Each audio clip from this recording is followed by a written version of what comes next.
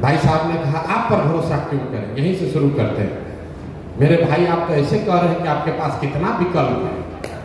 अरे भाई आप हम पर भरोसा न करो तो जो पहले से चल रहा है उसी को पकड़ के चलते रहो। जिस रोगी को डॉक्टर ने ये कह दिया है कि अब आपके रोग का कोई इलाज नहीं है हमारे पास, वो रोगी कह रहा है कि हम कौन सा दवा खाएं कौन सा दवा न खाएं। मेरे भाई आपके पास तो जितनी दवा है 35-40 वर्ष में सब खा के आप देख लिए। आपने कांग्रेस को देख लिया, आपने लालू जी का सामाजिक न्याय देख लिया, पढ़े लिखे नीतीश कुमार की सरकार देख ली, मोदी जी का करिश्मा भी देख लिया, आपकी दशा नहीं सुधरी। अब कोई प्रशांत किशोर जनसुराज वाले आए हैं, आप कह रहे हैं इन पर भरोसा करें कि न करें, हम कहें बिल्कुल मत करो। लेकिन मान लीजिए कि आपको कोई रोग है जिसके लिए कोई दवा नहीं है, अचानक से एक दिन आप डॉक्टर के पास पहुंचे तो डॉक्टर साहब ने कहा कि एक नई दवा आई है, संभावना तो नहीं है ठीक होने का लेकिन 10-20% चांस है, ट्राई करोगे? तो आप क्या कहिएगा? हाँ भैया दीजिए, जो हमें 20% चांस है। अरे भाई तो जनसुराज वही नई दवा है, कोई गारंटी नहीं है कि प्रशांत किशोर आपको नहीं ठगेंगे, कोई गारंटी नहीं है कि जो बात हम लोग कह रहे हैं वो सब सही है। लेकिन ये एक्सपायर दवा नहीं है, ये नई दवा है। तय आपको करना है कि आप एक्सपायर दवा के साथ चलना चाहते हैं कि नया दवा के साथ एक्सपेरिमेंट करना चाहते हैं। राजनीति के नजरिए से किसी ने कहा कि किन किन राज्यों में विकास हो रहा है, भाई साहब बता रहे थे इंजीनियर हैं, तो मैं आपको बता रहा हूं कि 5 राज्य हैं देश में जहां देश का 1/3 GDP अभी है।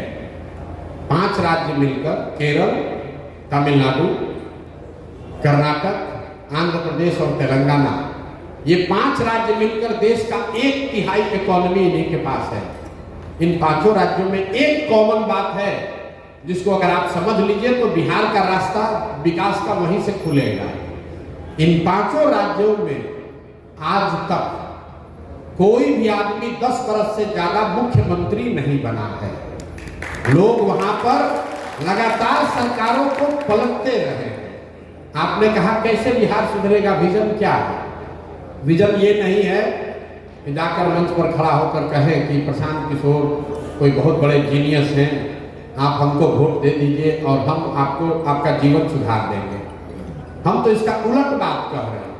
हम कह रहे हैं कि अगर 10 प्रशांत किशोर भी आएंगे तो भी आपका जीवन नहीं सुधरने वाला है। जीवन तब सुधरेगा जब आप सरकारों को, व्यवस्था को अपने प्रति उत्तरदायी बनाएंगे, अकाउंटेबल बनाएंगे। इतना लंबा लंबा बात कह रहे हैं। अरे भाई साहब खड़े हुए, भाई साहब ने कहा कि वित्त रहित शिक्षकों की क्या दुर्दशा है।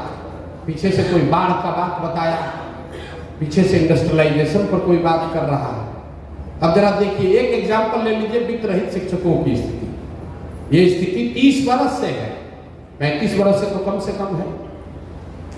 इन्होंने ही जो कहा उसी को बता रहा हूं कि परिवार परेशान है, बेटियों की शादी नहीं हुई, कई लोगों ने तो आत्महत्या कर ली। लेकिन मेरे भाई 35 वर्ष में ये वित्त रहित शिक्षकों के लिए की जो स्थिति है उसके लिए जिम्मेवार कौन है? नीतीश कुमार है, लालू जी हैं, भाजपा वाले हैं, उन्हीं की सरकार है। आपने किसको 35 वर्ष में वोट दिया है भैया, ये बता दो। आपने कहा कुछ नहीं बदला, तो आपका वोट देने का तरीका भी नहीं बदला। आप तो उसी नीतीश कुमार को वोट देकर भी जिताए हो 5 महीना पहले, जिसके मारे हुए आप कह रहे हैं कि हमको वित्त रहित शिक्षकों की हालत बड़ी खराब है। दोनों बात कैसे होगा रे भाई? भैया बहुत कष्ट में है, बाढ़ नहीं रुक रहा है। बाढ़ तो आज पहली बार नहीं रुक रहा है। तुरंत आदमी कहता है भैया विकल्प नहीं था। जब घेरा जाएगा, हम 2 बरस पैदल चले, सब बात सुनते हैं, पूछते अच्छा ये बताओ तुम्हारा विधायक कै बार से जीत रहा है? कहता भैया 4 बार से। सांसद कै बार से जीत रहे हैं? भैया 2 बार से, उसके पहले उनके 3 बार बाबूजी जीते थे। अरे भाई तो तुम मरे भी जा रहे हो, इतना परेशान भी हो और वोट भी उसी नेता को दे रहे हो, दोनों बात कैसे हो रहा है? दोनों बात कैसे हो रहा है?